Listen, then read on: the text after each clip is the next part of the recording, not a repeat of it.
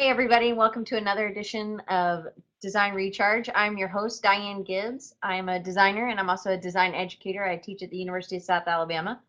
And today we have Noah Scalin. He's a repeat guest, thankfully. He talked to us back in the summer, and he is an author, a designer.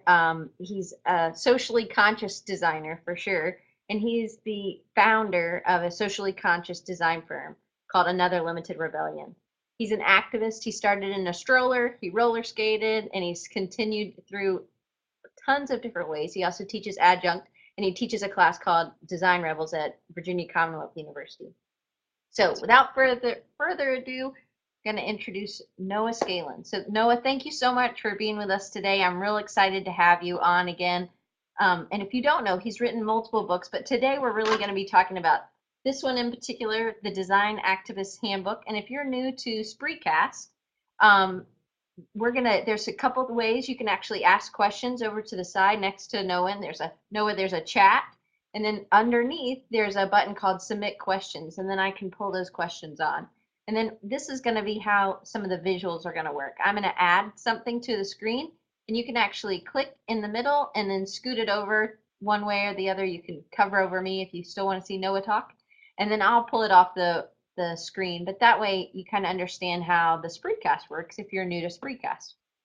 But it's very interactive. If you have a question, please feel free to ask away, and that's how it works. So we're gonna start. So Noah, this book came out, and I actually saw you do a online through How, I believe, um, like a book signing or whatever, which was really cool, and I was glad. And people can, I guess, still access it. So, Yep. but if you haven't, why if people don't know I mean, your other books are Unstuck, and it had a lot to do with creativity and when you get stuck in 365, which I love both of these books. Thank you. But this is really a different kind of um, vein. Can you talk about why you decided to do something so different? Yeah, well, it's funny because that book was actually meant to come out way before all the other ones. It's something that's been on my mind for a long time. I started doing what I call socially conscious design back in kind of the late 90s, mid to late 90s, when I started working as a freelancer and full-time graphic designer out of college. And and once I sort of developed, the idea for myself about working from an ethical perspective, I was really always interested in sharing it and connecting with other people. And then in 2002, 2003, I started working on this book. So it took a while for it to get finished, but it really started. This book specifically started when I started teaching my class Design Rebels, and realizing that it's one thing to reach a bunch of students, which I love doing, but I wanted to even spread the message further, and a book seemed the right way to do it. But it just took a while to find a good partner to write it with and a good publisher to put it out, and then of course publishing takes a long time. So, um, but this book, I mean, all of the books I do are related in that they're all about sort of trying to find ways to help people do what they're passionate about, do good in the world, make a difference in a variety of ways. So this one is definitely more specifically about graphic design, since that's what I've spent a lot of my career doing. When I also like the other books, you can actually, I mean, I don't write mine because I don't want them to be messed up, um, but you can, there's spots to write in, and even in this book, which is more traditional, a read, like you can open the other books up and just be like, okay, well, we're going to do something about, whatever today. This is, more kind of a traditional read, but you still have pages like this, and I think we have something like this that I pulled on, and you can actually click it and drag it over to the chat or something, so it's not in front of Noah's face if you're new. But can you talk about why because obviously this is important to you because you have it in all of your books. Yeah. Yeah, the thing about, I mean, I think these days, especially with the popularity of digital publishing, there's a big question mark about like why do we need books anymore? Why do we need physical objects? And I know, I mean, a lot of people like to read on a Kindle or another device.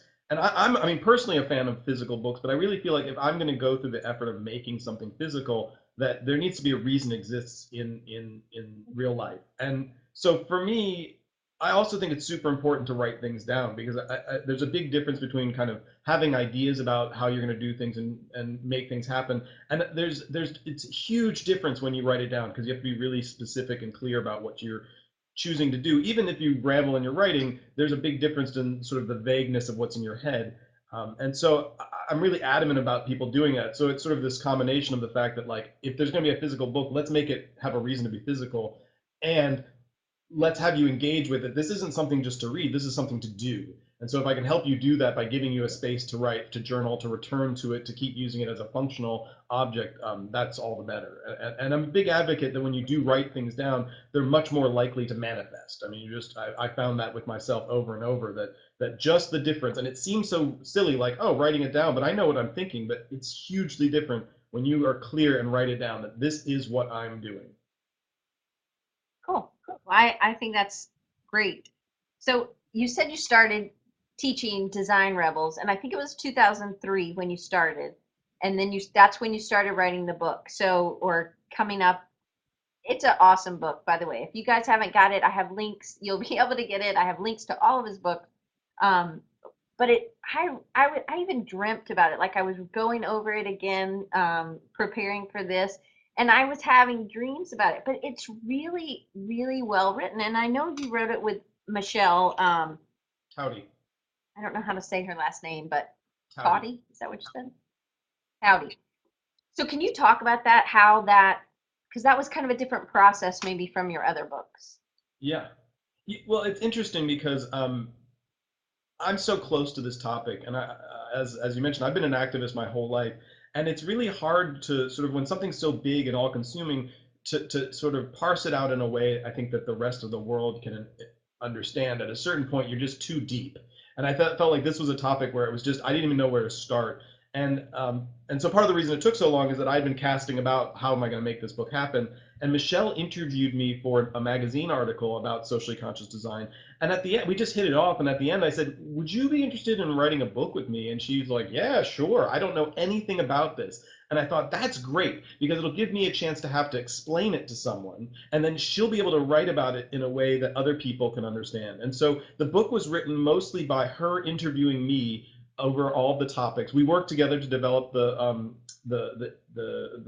outline of the book, and then I wrote some specific chunks of it that were articles I wanted to write, and we found interviews with people, and she's a great interviewer, so she could do that. And then the body of each chapter, she really, interviewed me, took what I said and synthesized it down to some really concise thoughts and actionable steps, and then sent it back to me to edit. And it worked great. I think she writes in such a great, accessible, populist tone that it did exactly what I wanted it to do. And it's funny because whenever I do these things, I always feel bad that she's not here. But she's like, I don't need to go talk about this book. She's like, I helped you write it, but the content ultimately is about a subject I'm passionate about. But yeah, it meant the world that to me that she helped me, and I think the book just would not exist certainly, and certainly not be as good if she had not been my co-writer on it. So you have a lot of graphics that you did, and I'm not sure if you did them specifically for the book or not. I'm going to add one to the screen, this one, which I think is such a strong uh, image. And VCU is really good about honing it down to just these bare kind of minimums, and can be very powerful. And you talk about how being an activist was really something you were part. It was ingrained in you, your parents and your mom, and it was something that was just such a part of your life that, and really what we do in history, and all of this is in the book, I'm just kind of paraphrasing, is that we end up selling stuff or making stuff to sell stuff to people that they don't really need, money they don't have, things like that. So it can be this really, and later in, I don't know what chapter this is, but you talk about Sheila Sampath, who was a designer um, in Toronto, and she's talking about she would work corporate by day, and then she was come home and work again just to satisfy her conscience. Yeah. And I think there's so much. Can you just talk about your history with being an activist, kind of? Sure. So, I mean, as you sort of touched on, growing up, my mom would bring me to protest marches First, she literally, pushed me in a stroller, but then as I was getting older, I have, very clear memory of marching for the Equal Rights Amendment, on wearing roller skates and being a kid and being like, oh, this is how you do things. If the world is not the way you want it to be, you have to speak up and act out and change it. And I didn't realize A, that everybody wasn't raised that way, but B, that like that was an issue once I was in college and I was definitely still an activist, and then when I was going to get out into the working world, everybody just assumes, well, now you're done with that phase, like you're going to stop being an activist and you're going to get to work, and you can't have those go together. And I was like, whoa, whoa, whoa, no, that's not possible. I've got to make a living that meshes with this ethical principles that I've been raised with. But because there wasn't a formula for that, I had to make that up. And so my company became, another limited rebellion was my attempt to sort of merge that with the fact that I just happened to like doing graphic design.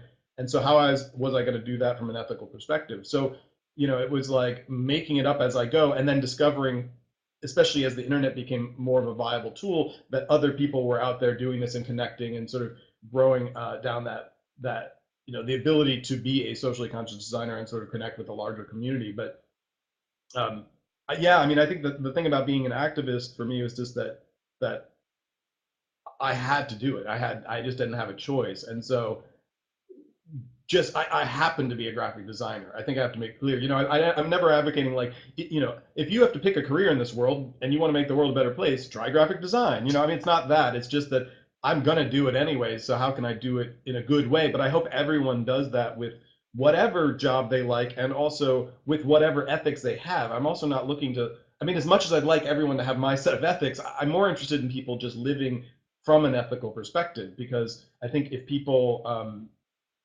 did that, regardless of what they believe, I think generally it would be a better world. I have to believe at a certain level, like, if things were driven by ethics rather than by money, as the primary goal, we'd benefit from it.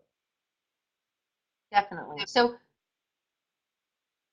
and one thing that's continually in the book, you don't have to be this huge thing making a difference. You can just do something that would maybe be something small in your community, or just simple things, Yeah. but it's just some choices you make. And I think that that's one thing that's really nice. It's not like, because I think a lot of people think, oh, well, I have to tackle this really big issue, or I have to, stand up for something that's I have to go to Washington, or I have to do something. And it's not always like that. Sometimes it's just something small, that whatever it is that you believe in, it's just this continual thing that you are always trying to educate or get people to change. Whatever, for us as designers, that's what we do, but anybody can do it in any field for sure. Yeah, I Well, think with it's this image, oh, go ahead. okay. I was just going to say, I absolutely agree. If it's not, if it's presented as a big thing that you have to get perfect and do, like do right from the beginning, it's so overwhelming and huge. People give up, and I want activism to be something that seems viable. Certainly, some people are going to do, much bigger, more aggressive things and could devote more of their lives to it, but doesn't mean you can't make a difference with whatever actions and time and money you have, available to you. You can do it, and it adds up. It's all the little things that build up to the bigger changes. And I really don't want people to get discouraged. And so the book is very much meant to be a populist thing. A very much, everybody can do this at some level, regardless of where you are. I don't want people to feel bad or guilty that they haven't done it as much or enough. It's just, I've seen that with other activist groups, with certain activist groups who really just, make people feel bad for not being perfect, and you're never going to be. So let go of that now, and just do the work that you can do.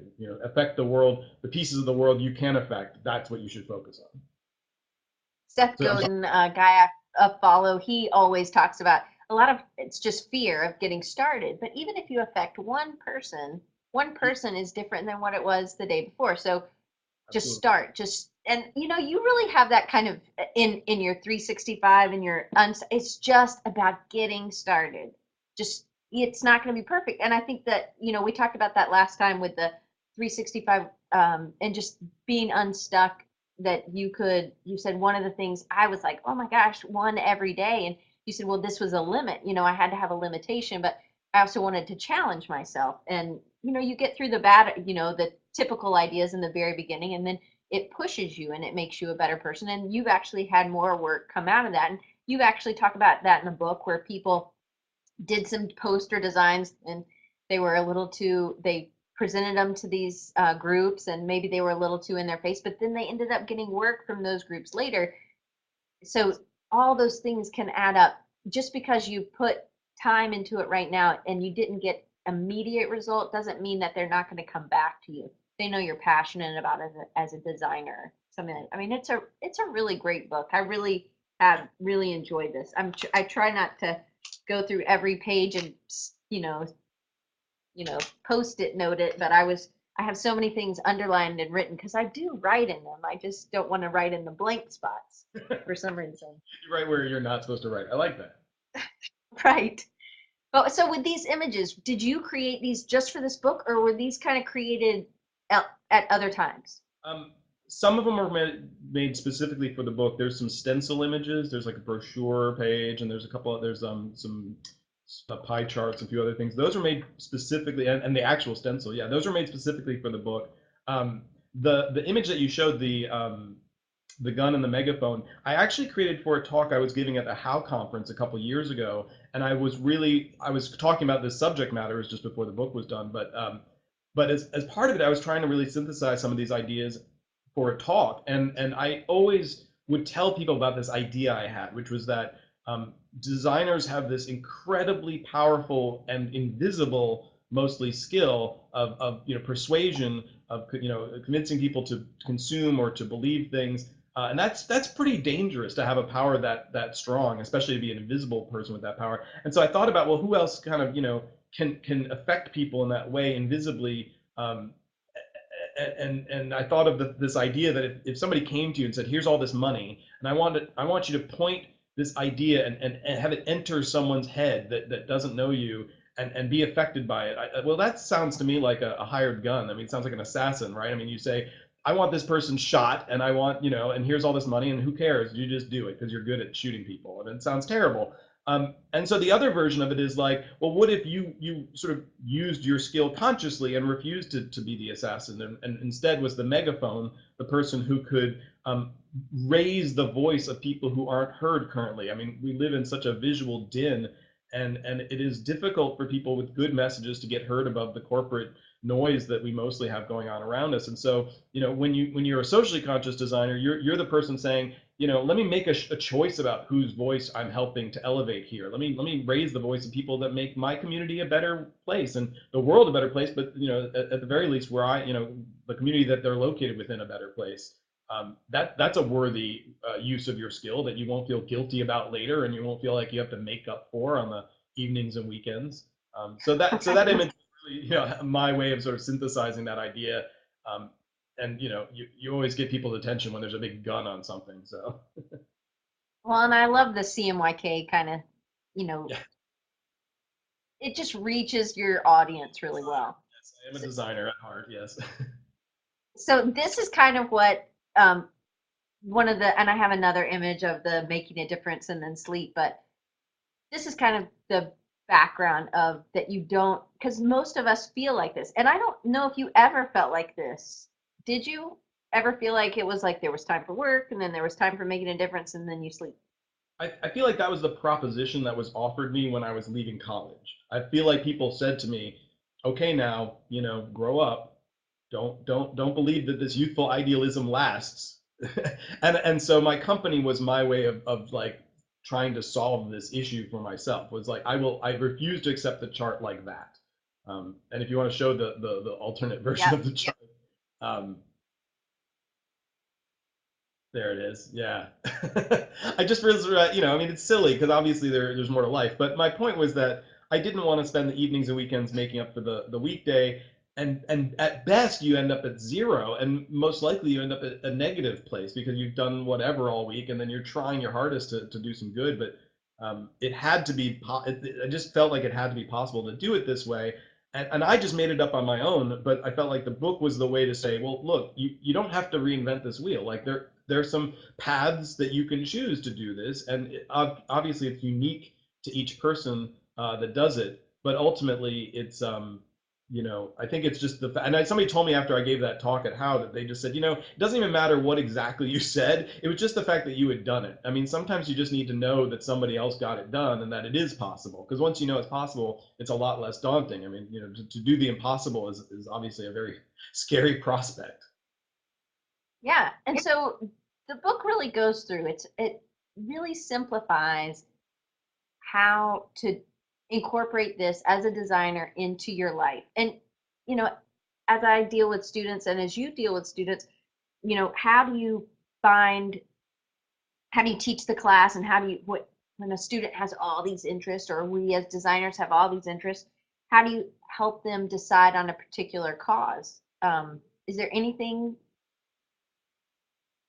The way I've structured the class, because again, I really want to respect people's personal beliefs, whatever they may be, so that they can come into my class and not feel like, well, he's going to be, forcing us to believe X, Y, Z, and Right. there is definitely a spectrum, and so I'm more interested in sort of saying, here's all this gray area you're going to encounter as a designer. You need to start making some choices about what you feel about this, because I think mostly what happens is people get thrown into the working world and they've never been asked to question, is it okay to market XYZ?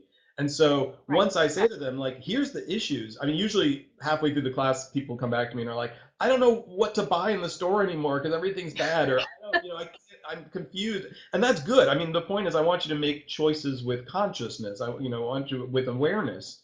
um, but it can be super daunting at first. And part of the class structure too is helping people sort of say, okay, well, now that you've seen all this, now start to drill down to the stuff, the issues that interest you, and everyone's allowed to bring proposals to the class of what to do with the second half of the semester, where it's basically, you know, your your personal project that you're proposing, and then the class decides as a whole what to do. So what's cool about that is you get to see what people's interests are at that point and what the class as a whole can coalesce around. Uh, and there's never been a semester that we didn't find a few topics that everyone could agree on, regardless of their background and interest. And Right. it's certainly self-selecting to some degree that you're going to be in a class called Design Rebels. But I almost always have somebody who's fairly conservative or religious or something that's not necessarily what you expect of sort of a liberal lefty kind of class. And I feel like most of the time those people feel respected and that they've gotten to do something that they felt good about. Because I think people like seeing they can have an effect on their world, that they don't have to just go get a job and do whatever they're told. And the goal with the class, especially, and the book as well, is just that you get on the other side and go, it's possible to do this. It's not so, I can see that I can make things happen in my world, even when they're just little, but that you can. And then once you do that, you can do another thing and another thing and another, and it adds up.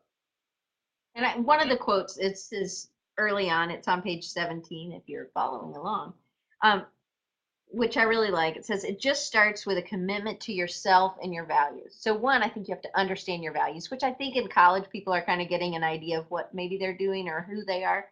But I really like that. It's just, let's start again, start somewhere, but maybe that's where the writing down. It's like that, hey, this is important enough for me to write down. And I Yeah. really just, that resonated with me, that small little thing. So maybe for people who don't know, what is socially conscious design? I think most people hopefully understand it, but can you give us kind of a little breeze through? Yeah, I mean, the way I define it, and it's interesting because I was having a conversation earlier about the sort of definition of these things, and the person I was talking to was like, "Oh, what it's is design activism the same as socially conscious design?" And to me, it is. They're interchangeable. But what I mean by that, at least as a designer who runs a business, is I'm making a choice about who I work for and how I do that work. And so they're the two big sort of pillars of that. And the who I work for piece is really like, you know, who's making a difference in their world, who's making the world a better place. For me, it's a very open-ended thing. I've set up a set of values that I have on my site and says, here's my philosophy, here's what I'm willing to do and not do, and then I stick with that. And so part of it is that I choose to work with people who make their world a better place, but that doesn't mean they have to be the crunchy granola save the whales people. As much as I like those people, I want to work with small businesses and people who do other good things as well, or even people who don't realize they could do good in the world, but are certainly not making anything that's making it worse. I mean, I'm happy, I still have to consume food and shoes and whatever in my life, so why not have those people doing it well too? And it's an opportunity to educate, whereas the people that are already doing it usually are already aware of these issues. And part of our role as socially conscious designers is also education, is teaching other people about the fact that, look, I can make my work values ethics driven, you can too. And I had that happen where I was working with a client who was running a dating service, and I was like, well, they're not evil, but I don't really care about it, but whatever, I'll do some design work for you. But in the process, they sort of discovered that they wanted to work ethically as well. They were like, I like what you're doing with your business. So they changed it from just a dating service to like a socially conscious dating service where they were doing events around their issues they cared about, and they raised money for organizations through their dating service. So like just the mere fact of how I ran my business influenced how they ran theirs, and in, you know added to the positive good that was happening in the community. So there's the who I work for part, and that's really a lot of the social cause stuff. And then the how I work part is the how do you produce the materials, where do you produce them? That's obviously the reduce, reuse, recycle, environmental piece of it. As well as do you work with a union print shop? Do you work with do you use stock photography that further stereotypes? I mean, there's a whole bunch of issues that you can apply to Right. the how you work piece. So it's really the who you work with and how you work, and making choices about both. And it's funny because people always ask me like, okay, well, so you make this commitment, doesn't that limit you? And what's interesting is I always find that I put myself into a niche that gives me a better standing as a designer, because now I'm the expert on this. People come to me to do this kind of work. I'm not sort of sorting out the wheat from the chaff. I'm like, oh, nobody's coming to me with these jobs that I don't want to do, because they already know from the start I'm doing this kind of work. And so the people that like this kind of work come to me. And so the niche is a great place to be. It's much better than trying to do anything and everything for anyone at any price. It's not a good place to be as a designer. And so um, the socially conscious design thing can be pretty broad. I mean, my set of rules, like I say, allows me to work with a ton of clients. It's not like I'm limited very much. But certainly there are some people I will definitely not work with, and some ways I prefer not to work. And I have opportunities to talk to my clients about that, because I've already set myself up as someone working ethically, and I can say to them, I don't feel good about this choice, or that you're asking for this to be done this way. It's a conversation. It's still not, there's still going to be compromise, but I have a chance to at least educate that way. So you talk about having your own firm and you started it, and and even you have a whole chapter in the book about going it alone. Can you talk about that, and what were some of the struggles that maybe, because I mean, as a designer, just looking at from the outside, I would think, well, how am I going to make any money? And I understand you have a niche, market, but then how do you get out? Like, how did you get your voice out there and heard, and then people started coming to you? And what were some of the struggles in the beginning? I mean, I think it's the same struggles anyone has with running their own business. It's hard. I mean, I don't really recommend anybody try to go right out of school and start their own design firm. Um, I mean, I guess you could. It's just that a lot of it is about developing relationships, and it takes time. So I was working full time for 6 years out of college, and the entire time was freelancing and building this business up. And so I did what I could in house, but my whole goal was I will get a company of my own, and I would develop my freelance business the way I think anybody would, socially conscious or not, which was that I offered my services cheap and sometimes free, and to friends. But I always said to them, I made a caveat, and I think anybody that's doing this should do this, which is if I'm going to give you this work cheap or free, preferably just cheap, I need to do it my way. And my way is making something beautiful so I have a portfolio piece, and making something good so that I feel good about the work I'm doing. And so here's this sort of like opportunity at the beginning to sort of start developing an idea and building it. And 6 years is not a huge amount of time to develop a business that I've been living on full time for a dozen years after that. So it's hard. I think when you're younger, that's very daunting. It seems like forever, because your college experience is generally shorter than that, and so you're like, how could I spend 6 years doing not my passion? And you know, I think part of it is that was 6 years of extra education for me. I was learning about the world of the inside of the world of design from a couple different firms, but I was working freelance and building a business the whole time. Um, so I mean, like I say, that's not specific to socially conscious design. I think that's just in general that, Right. you have to develop these relationships with people. That's where the work comes from. A lot of my work actually came from friends that I went to school with because I didn't study graphic design. I studied theater design. And so then the people I went to school with all became my clients instead of my competition, which is a really good place to be. So I always feel bad when I talk to college students who are studying graphic design because I'm like, look to your left and right. That's your competition. Good luck. You're going to graduate soon, and that's hard. And so also by if you're putting yourself out there as working from an ethical perspective, you're going to have a better chance of maybe getting work because you're going to stand out, or even that you'll work with your friends instead of competing with them. So that would also be a good reason to try to do it early on.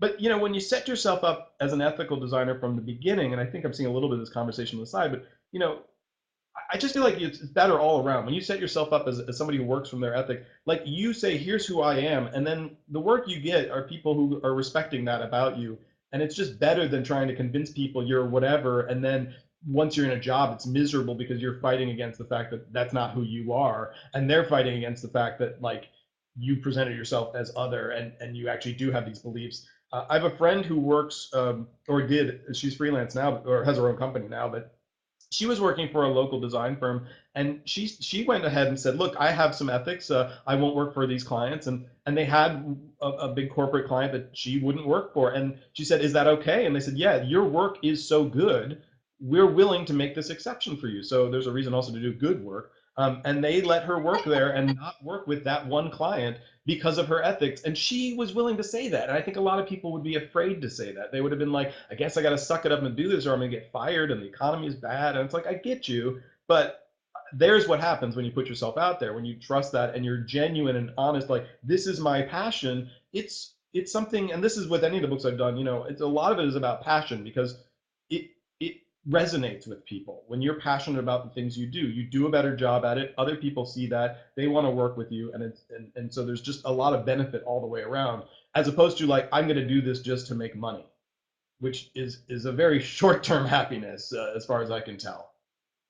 Yeah, Seth Godin talks about that, and then I watched a TED talk recently. I can't think of the guy's name. That doesn't not really helpful, but he talked about that if you're going after your passion, if your passion is driving, the money will come. It's that's an end result. That's an automatic. But it's if you're just going after the money, the journey is going to be more miserable because it's this constant fighting. And I mean, I have my own business and it's hard, but I definitely think the best thing is networking. It's people it's family, it's friends. If you're doing good work, people will believe in you. Even if you're doing bad work, a lot of times people still use you. But I have another friend who wrote a book about just freelancing, even as a freshman, just to do stuff for, a local dry cleaners or any, something for free, just to get that client interaction from the beginning. And I think it's that networking. And if you're professional from the beginning, I tell my students, look around. It's not just these people you're going to be, up against a job, but these are going to be the people who are going to tell you if there's a job opening at their company. And they might or might not want to work with you. And they might or might not tell you that there's a job. But Yeah. you want to be the person that always has your stuff and that's always prepared, that they'll be like, hey, I mean, there's times when I can't do all the work I have. So I have friends that are designers that I send the work to. I farm stuff out just like everybody does. But I mean, these are the people around you. That network is really critical. And you talk about in the book being around other people maybe who are like-minded in the same kind of um, passion, or they have kind of a mission field for in recycled cans or something. I don't know. Could be anything, but they don't all have to be designers, but they just have to want to be making the world a different place. And this is just your set of skills that you're able to get out, I guess. I think is pretty neat. But I think it's really amazing that you're able to make a living from it. So one of my clients and one of my friends, Cindy Carter, she's down here. She has a doggy daycare and boarding and stuff like that. But she used to do, automotive stuff. So it was like she said a light bulb went off when somebody said doggy daycare. She's like, that's it, that's for me. And I think people will know. But she is making a difference in people Yeah, who have dogs' lives as well as in those dogs' lives. And I think that it's so critical. It doesn't have to be this huge, enormous, you know, you're going to be introduced to the president kind of thing. right. It can No, just yeah, be, and I think that's very clear in the book about that yeah, it's good. just a step. It's a step you take. So I think that's awesome. I have a bunch more questions, and I think we have a couple people who have some. But this is another image from the book, and this is you started the book because you loved this quote, I believe, right? Well, that's a quote that I had on my website for a long time, and it just synthesizes my personal philosophy very well. I, I think that, I mean, if you don't know who Howard Zinn is, of those of you who are watching, please find out. He's an amazing, was passed away recently, but amazing writer as well as teacher. He wrote The People's History of the United States, and this was from his incredible autobiography about being an activist, which is it's called "You Can't Be Neutral on a Moving Train." And I just, read his book. It's amazing, and that quote comes from near the end of it. Um, but I think that that encompasses this idea I have, which is that life is short. You want to make it a better place. You got to start now, doing it however you can, and believe that just that alone is making the difference. Just talking to other people about this concept early on, it sparked other things for me, and the book sparks things, and every piece that I put out into the world makes a difference. And keeping it to myself never does. And I always try to encourage people to share what they're doing, to be public about it.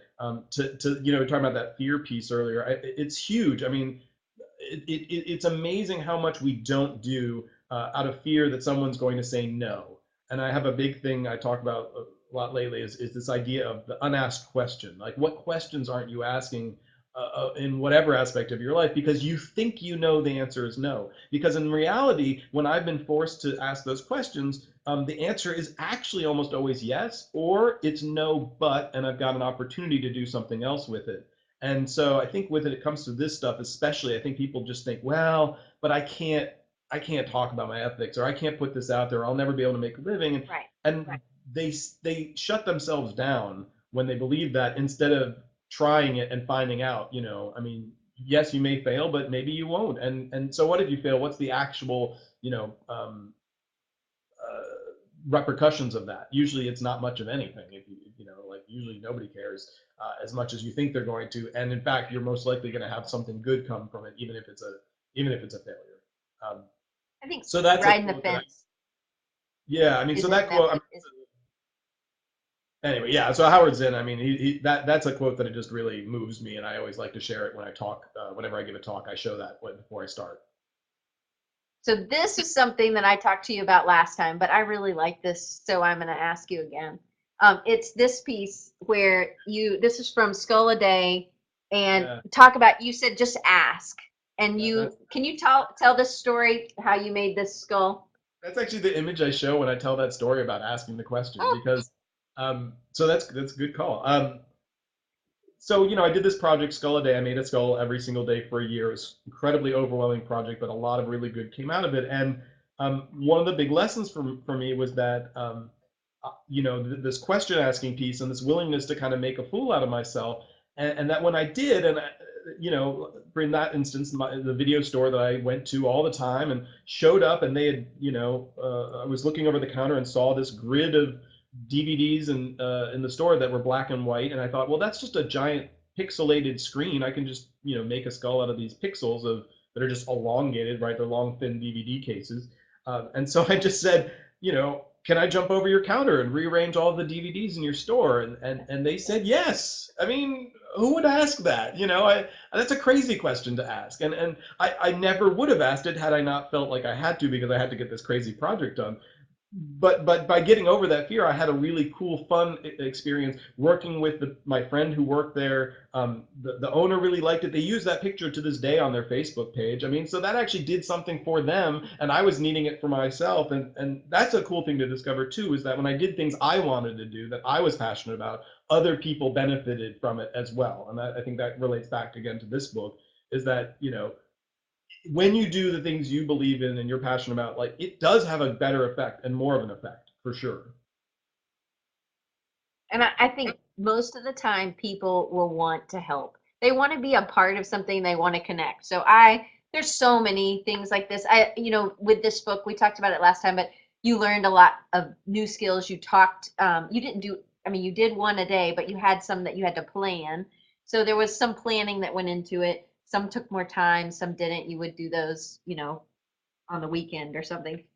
It wasn't always it wasn't like, hey, I'm in the video store. I haven't made my skull yet. Can I jump behind the counter? But I think just asking. And I think that incorporating people in it, having them be a part of it, really, I think for any business, is really important. It helps. So I think And if you're in a company and you say, hey, I don't want to do that, then at least it lets people know you're not riding the fence. And I mean, you don't want to say no to everything, but right. But I mean, people, and I've seen some comments on the side about this, and collaboration is a huge aspect of what I learned with my project. And I think when you look at a lot of these projects, there is a lot of collaborative work done in here, and the fact that like when you put things into the world, like people do get enthusiastic and want to support you, want to participate, want to help, want to make something you're passionate about happen, and so that's another piece of that. Like, not only do you get over this fear and try it and put it out in the world, but then you do get the people who want to come back and then help you make it happen, manifest it. And it gets done better and bigger and faster when there's other people involved. And for sure, especially with the ethics piece of it, issues, you will find people who believe like you do, and those people will help you do what you want to do to make the world better and to do better work that you're doing better with in the world with. so there's tons of stuff. I mean, people there you talk about if you can't find a group that already does this, you could write a grant or even do a Kickstarter. And can you talk about that a little bit about just finding your own place for your vision? Yeah, so I mean, the three tracks we talk about in the book are the sort of, you can start your own business and have your clients and be a socially conscious designer. You can, work in the corporate world or in the, in a business, and corporate doesn't have to be giant corporation, but that, work for someone else and change things from within. And we really emphasize that. It's a third of, basically of the book, because it's one of the three paths. So I don't want to de-emphasize that that's one of the very valid way for people to make a difference, is to make a difference where they are currently. But the third path is this idea that maybe you don't need clients, and maybe you don't need to work for other people, and maybe you just, the good ideas you have, maybe you just manifest them straight ahead, and that sometimes it's better than trying to like hope for a client to show up and say give you a cool project, because we've got good ideas. We're creative people. I mean, designers are creative problem thinkers, and so if we're like problem solvers, so if you've got a good idea, maybe with the tools today, which are so accessible and great, that maybe you just make it. Then don't bother waiting for other people, so you just go ahead and say, here's this idea, world, help me out, make this. I'm a designer, so it's going to look good, and I know how to communicate and share it. And several of the people we feature in the book just realized that they didn't need to wait for somebody else to come along or someone to give them money in advance. They could generate that money using the Kickstarter tool or the Indiegogo tool. So it's cool because I've been doing that myself. I mean, as much as I've been doing the graphic design, running a business piece, I'm also doing the self-starter projects, the things like the books, where it's like I don't have a client anymore. That's just me putting the stuff into the world directly and having that one-to-one connection, but still using my design skills. Definitely. So this is, I cannot find this, but this is kind of another piece from this book, but it also pulls in that skull a day. And you actually this was a self-initiated project, and you ended Yep. up getting a ton of work from doing it, but you published it. And I asked you last time, I said, well, get how did you get it out? Because a lot of times it's just getting those people to get your message out there, show your images. And I think you said you got some friends and you got 100 people or 50 people or something like that, and they posted. So can you talk about that and just what this one project, self-initiated, did for your business? Gosh, it's so huge. So it started out, I just did it by myself, then I told 100 friends, and then it spread as things do through the internet and got really, really big, really fast. And the sort of other side of it is that, well, several big things. One big thing was that I was a designer who made art, but people didn't think of me as an artist. And I was able to flip that understanding to see that I was an artist who happened to have design skills, which allowed me to charge more for the work I was doing because now I was more of a valuable commodity instead of being just a designer who pushes pixels around. He's, oh, I want to hire Noah to do this because he can make artwork.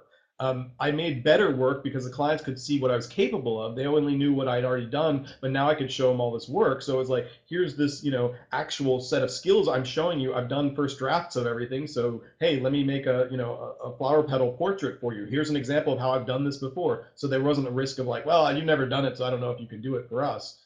So that was huge.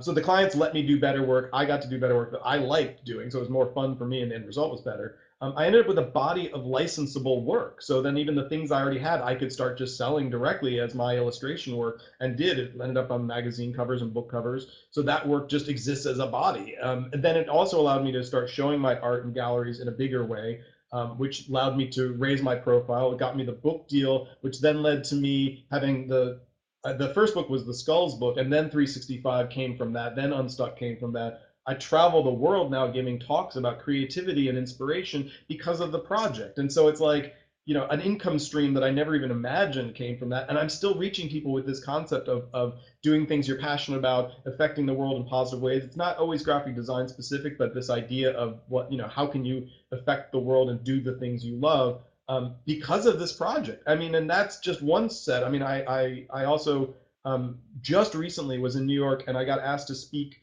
at a school out in East New York, which is a kind of a rough area of Brooklyn, and it's a school for incarcerated teenagers. And the librarian there knew about my project and book and asked me to come there. And I was talking to a group of, very rowdy teenagers who generally are not happy about the situation they're in. They've obviously ended up in some bad place where they're going through the court system in New York.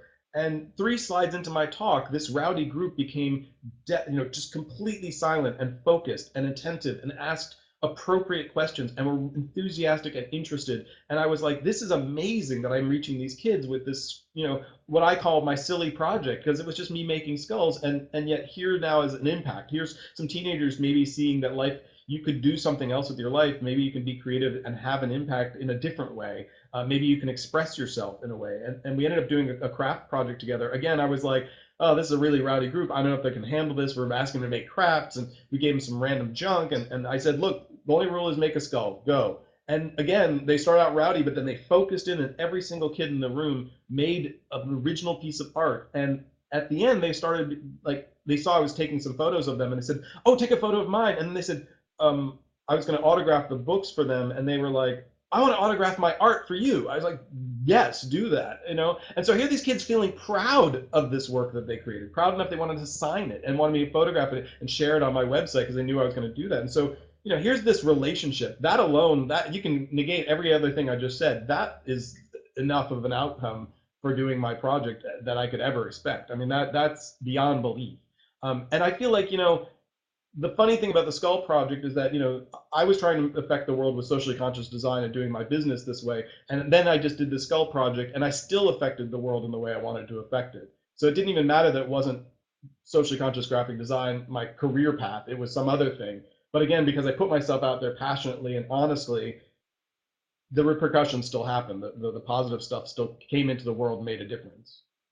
And I think another thing, there's two things I think that this project did for an outsider. One, if you had done just this project, yes, it would have helped your creativity, but you put yourself on the line by sharing it, which can be iffy and you get feedback or whatever.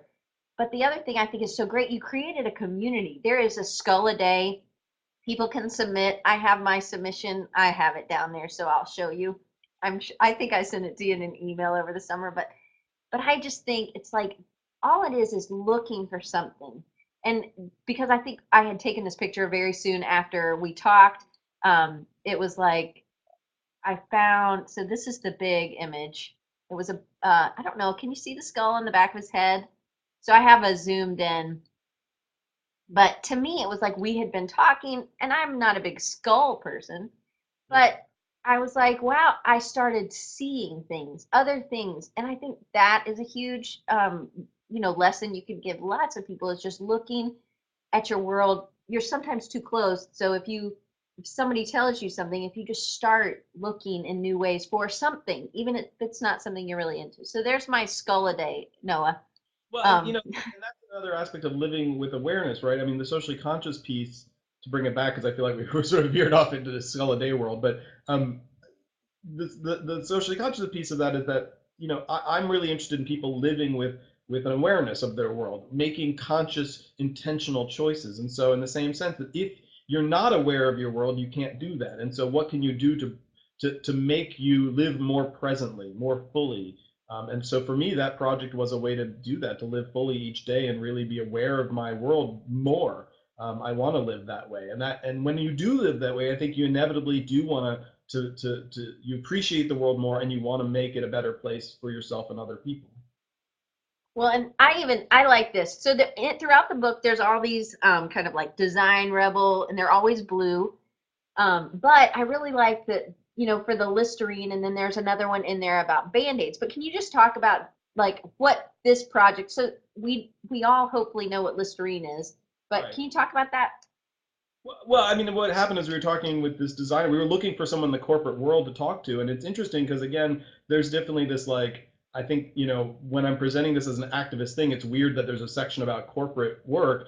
But the point was that here's a designer who wanted to do good, and he was able to make choices with his skills that allowed the packaging to use a lot less material, and so he's basically making a huge environmental impact.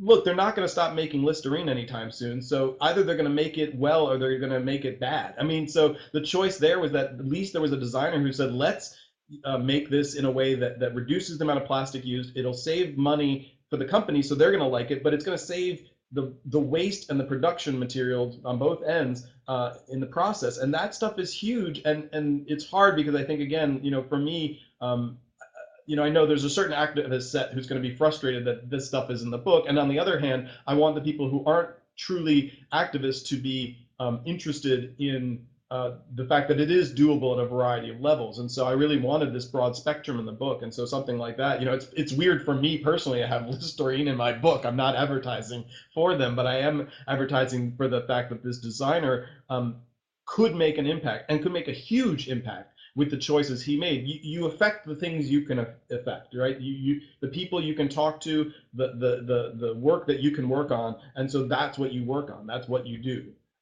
So, is that what you wanted to talk about with that piece? Yes. So it's just you can make changes even if you're in corporate or if you're wherever. And you And it should. was just about packaging. Exactly. And I said, one of the things I say in the book is that there's a real thing about trying to change from the outside of the corporate world, like make the world a better place, but they have so much power and so much money that if they don't change, it's a one-sided thing. And so when the people that work inside make differences and then the people outside make differences, my metaphor is that there's a wall, and if we work at the wall from the outside, it's going to come down eventually. Work at it from the inside will come down eventually, but if we both work at it, it'll come down a lot faster. And that's the thing, is if we got our allies on the inside and our allies on the outside, we're both working at destroying this old way of doing things. It's gonna happen faster. The world's gonna change sooner. So we need those people doing that. And the reality is a lot of people do have corporate jobs, and again, not necessarily, I'm not saying Fortune 500 corporate, but just business. I mean, people work in jobs. I mean, you got to do that. So if those people feel empowered to make a difference at their jobs, that's huge. So this is just kind of another a very famous designer who has made all kinds of great um, See, I countered my Listerine image by having that bush skull and crossbones. yeah. You got another skull in there. But I really like that there are these little bits. So the book's it's really effective. It's really well written, and it was easy for me to just like you can read through it. And sometimes design books aren't always as easy to read. Yeah. So kudos to you and Michelle for that. So this is another kind of area where you have this kind of your time to actually put into the book. So you want to talk about this part? Well, so it was really important to us that people, again, that they use this book, and that obviously at the end of each chapter, there's a chance to sort of assess and make notes. But that at the end, we're like, look, it doesn't end by closing the book. It ends by you manifesting this somehow in your life. And so let's give you some really clear checklists, some things to think about, some processes to go through to kind of start to define how you could do this in your life in a practical way. And so that's really what that chunk of it is at the end of the book, is just like, okay, start, listing the things that you are passionate about. List the things that, how do you want to work? How much money do you need to make this a realistic choice for your life? A lot of times when I give a talk about socially conscious design to college students, they were always like, I want to do this. How do you do this? And I said, well, it's totally doable, but you got to know my lifestyle is very specific. Like I live somewhere that's affordable to live. I don't own a car, so I don't have a lot of debt. So I can make a lot of choices. If you're going to have 3 cars and 5 kids and a mansion, I mean, it's going to be a hard life for you. You're going to have to make other choices. But I don't feel like the choice I made have made me live any less happily. I mean, I do exactly what I want all the time, and I travel and I eat good food, and I'm completely happy. But I've made a set of choices that allow me to do work this way, and so part of it is that assessment of like, what do you really need to make sure it's a practical choice for you, because it should be practical. Definitely. So we are almost out of time, but I want to pull up some. Here is, and I don't know if it'll stay as a link. It'll come up as a link under here, or cool. Carlton or Charlton, you inspired him to. That's cool. And I have to say hi to So my friend Nash, who's in Mexico, who's commenting over there too. That's very exciting that she's watching. that's cool. So this is how I guess an Amazon link looks. So you can actually, you should be able to click more about this product, and you can actually go, and that's how much it is today. And then let's see, the other books I'm just going to pull up too, which I thought was kind of neat that I could actually put them on the screen like this. This is the 365, and then I have the Unstuck as well. So, Um, and these and will of course, all be in the recording. Sorry, go ahead. I recommend you get them from your local independent bookstore if you have one anymore, and if you can. Obviously, any way you buy it is wonderful, but certainly I like to support the small local bookstores if they exist still in your community. So, And there are lots of used bookstores even on Amazon, which usually helps the smaller guy, hopefully sometimes. But this is how to get in contact. This is Noah's design firm, mhm. and this is Noah's Twitter handle. Oh, thank you for including that. Is there anything else you want to include on that? You Um, can reach me through those sites pretty easily. Um, and I think there's a Skull a Day Facebook page, I mean, you can maybe. just go to stelladay.com if you want to look at the project, and if you want to connect. I mean, there is a Facebook page for that as well, um, and a Twitter feed. I mean, Google it. I'm sure you'll find it. Well, Noah, thank you so much. I really do appreciate you coming back on the show, and I hope that you guys all pick up this book and really make a difference in your world. It's This book really helped me to realize that there are simple things that I could do that can make a difference, and it can make a difference in my clients' world as well. So it's not just in my direct, people I encounter, but it's also the way we do design and how we do that. So I think it's a great book. I totally recommend you all getting one. This is how you can get in touch with me at designrecharge.org. We will be doing some overhaul, and by March, hopefully, we'll have our new site up.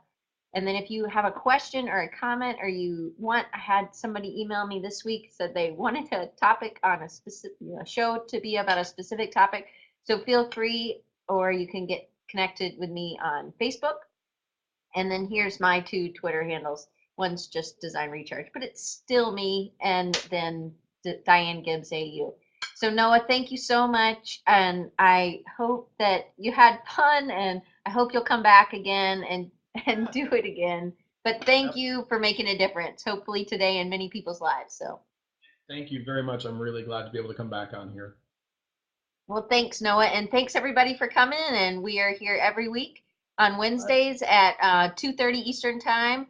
So join us back here next week. We're talking about design and writing for design. So we'll see you back next week. Thanks so much, Noah. Bye. Bye, guys.